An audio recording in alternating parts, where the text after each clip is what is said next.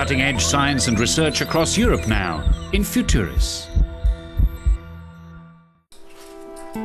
Preparing a meal is an essential part of everyday life, and while it can be a comfort and pleasure for some, for others it represents a major challenge. Teresa lives in Norwich in England, and feeding her family is not easy as several members suffer from various allergies and food intolerances. And it's also a growing concern for many public health bodies across Europe. We're actually what's called an atopic family, which means that there are lots of allergies and food intolerances within both sides of a family, myself and my husband's. Her son Luke is the most severely affected. Fish, milk, some fruits, all these are forbidden foods. In addition to his allergic reaction to them, Luke is also autistic. For his mother, who has to supervise his diet very closely, mealtimes are a serious problem. And the skin. One roast potato. He's got multiple food intolerances, which basically means that he's managed to get himself intolerant, allergic, whatever you want to call it, to lots and lots of different kinds of foods. You feel like you're in no man's land. Nobody can actually do very much for you to help. It's all a bit suck it and see. You do feel lost. Allergies, intolerances, food oversensitivity. These conditions raise many questions but few answers. Where do the allergies come from? What triggers them? And how do we combat them?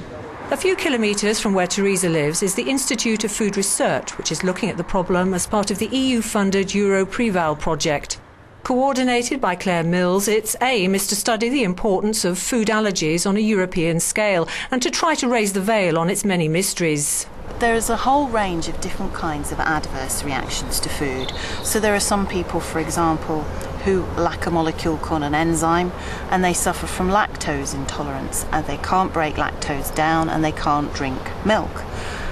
There's another kind of intolerance which involves gluten, called Celiac Disease, and this has an immune reaction, and people can't eat wheat or any kind of gluten products.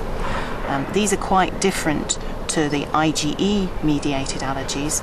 The Ige Mediated Allergies are special because some individuals can suffer a very severe, life-threatening reaction called anaphylaxis.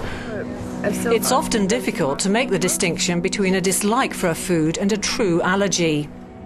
An allergic reaction is a dysfunction of the immune system. A normally harmless substance is perceived as a threat by the body. Scientists call this an allergen.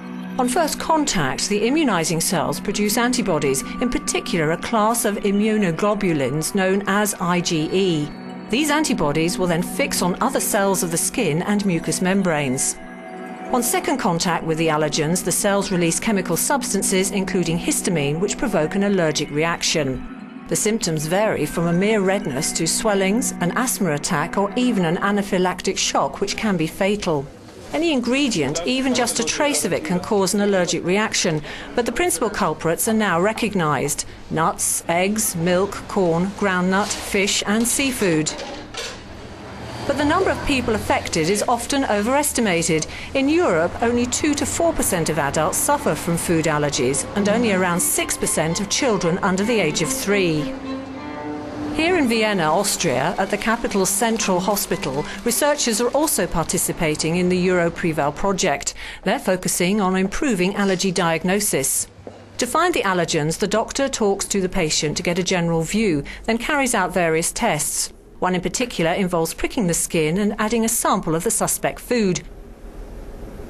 A few minutes later, the doctor analyses the patient's reactions. Being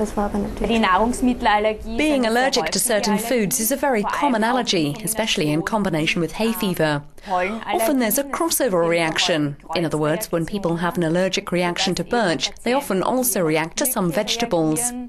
This is the case with our patient today, who has an adverse reaction to birch, and likewise to some particles in apples, carrots and peaches.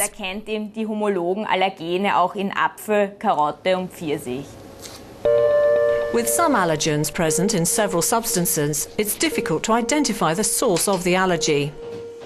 It's the work of the researchers to break down the constituent parts of the potential food allergen.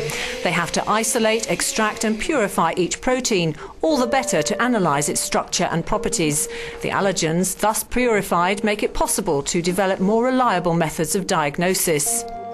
In Vienna, there's a veritable library indexing the principal allergens most commonly found in Europe.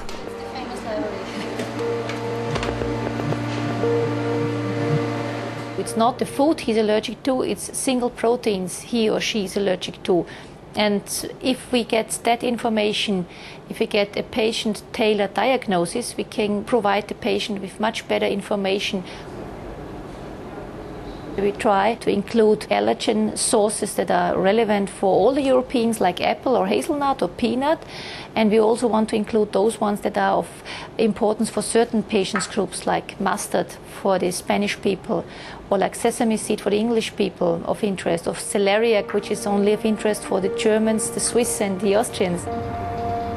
Among the 60 or so partners participating in the EuroPreval project are several biotechnic enterprises. Thanks to technological advances, the companies have developed a new diagnostic tool. Researchers can now use the same drop of blood to test for hundreds of different allergens.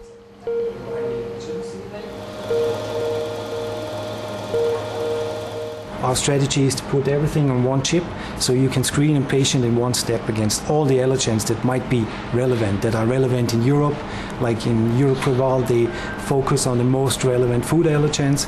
With a conventional allergy diagnosis, you cannot afford to do all the tests, because you also need a lot of blood, it costs a lot of money, and a system like this, it's cheap, affordable, it's precise, so it's definitely the future in allergy diagnosis. In addition to improving methods of diagnosis, research is also helping the food industry and consumer relations. Due to sustained lobbying, the public has demanded more information via improved labelling on food products. The industry is now able to meet that requirement. And finally, the Europe-wide study on allergies is providing interesting information on the incidence and evolution of the problem, along with types of food at its centre. This data is raising yet more questions. Preliminary results we have show that incidence of food allergy in countries like Switzerland or the Netherlands are much, much higher than they are, for example, in Bulgaria or Greece. And this begs the question, why? So now we have this heterogeneity across Europe.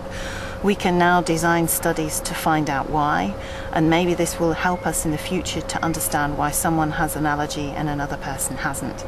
That knowledge is very important if we are going to get a cure, rather than just saying, don't eat the problem food.